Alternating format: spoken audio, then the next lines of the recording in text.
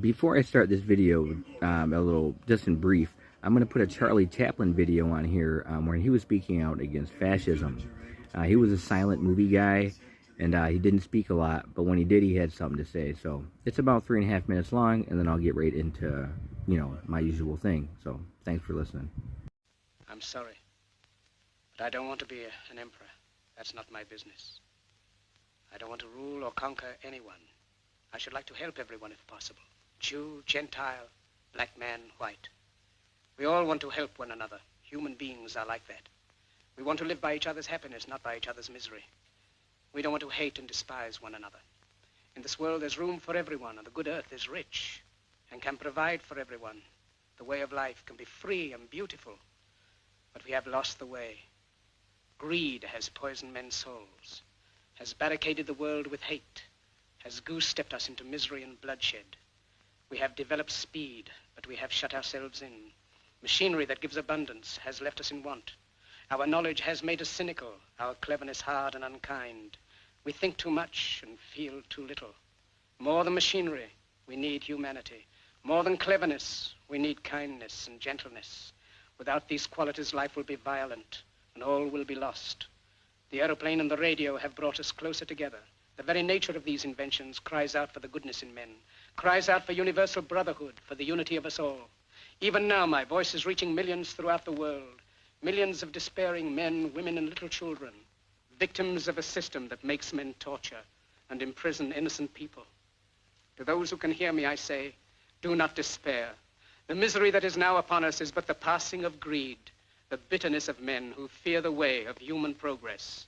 The hate of men will pass, and dictators die, and the power they took from the people will return to the people. And so long as men die, liberty will never perish.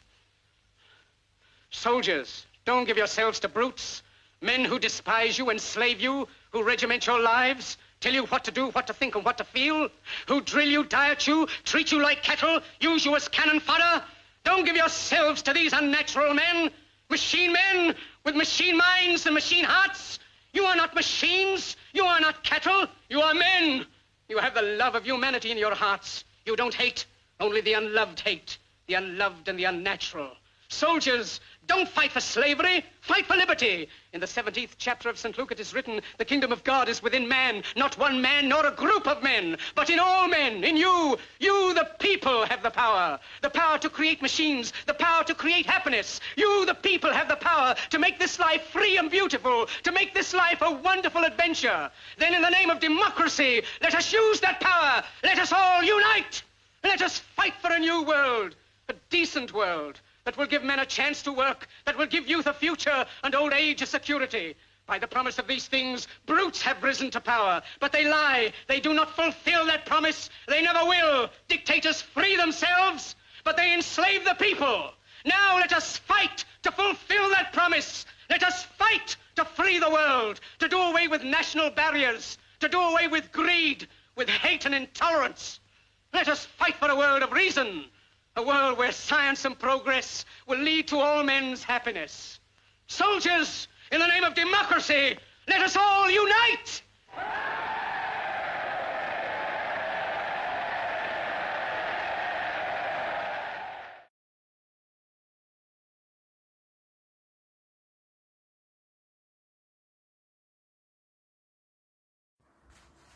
Hello, Paranoid Android 726. I wanted to make this video because I was looking at some of the characters that will be marching in these right-wing groups.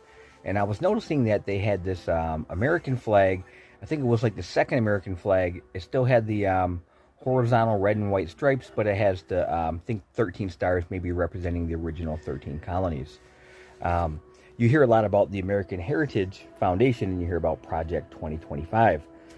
What these people want to do is they'd like to return to colonialism. Colonialism is to where they use things like manifest destiny to say it was God's will to more or less, kill the indigenous population and, commit genocide and, take their land. And they said it was like their promised land, their homeland that was like promised to them, kind of like how you notice Israel will, they say the same thing. They use the same They use the same dialogue and the same tactics. So so what I'm noticing is that like people, they think that we were actually free from like England like early on, like during like the Civil War. Um, if you look at what's called the East India Trading Corporation, these people are the ones that went around colonizing everybody for Britain. They were like the pirates, like Pirates of the Caribbean. East India, the East India Company was the British, and so the East India, their flag and their first trading stamp looks like the American flag. So I'm going to show you a picture in here of this East India flag, and I'm going to show you the first American flag, how they look exactly the same. So this was made like after 17. I think it was from like 1777. The reason I'm getting into all these old flags and all this old stuff is because the colonialists are still like alive and well, and they were always been through politics and alive and well through the secret societies, especially in the the I think the Illuminati was formed in like 1776, or the kind that we know now, this idea of like global domination. So then we see these characters that are this weight, from the same time, coming back now, dressed and hiding their faces, wearing this military gear, and wanting to reimpose colonialism, displace, the natural-born citizens, Native Americans, people of color, and then try to set up a paradigm as to where only people with rights would be those who fought in the Civil War. Just erasing the Native American history, and claiming that this is their homeland, their God-given land, and being justified, they feel, by the Bible, which is their own gross misinterpretation of the Bible, just like it was the first time. Anytime the Bible's pretty clear. If it hurts somebody, it's not from God. If it's not done in love, then it's not from God. All this stuff, this hate, this fear, this violence, it's not from God. It's from man. So I don't know. I just don't know if people are aware of the parallels, and why they want to bring about the colonialism. They're worried about this mass influx of brown people.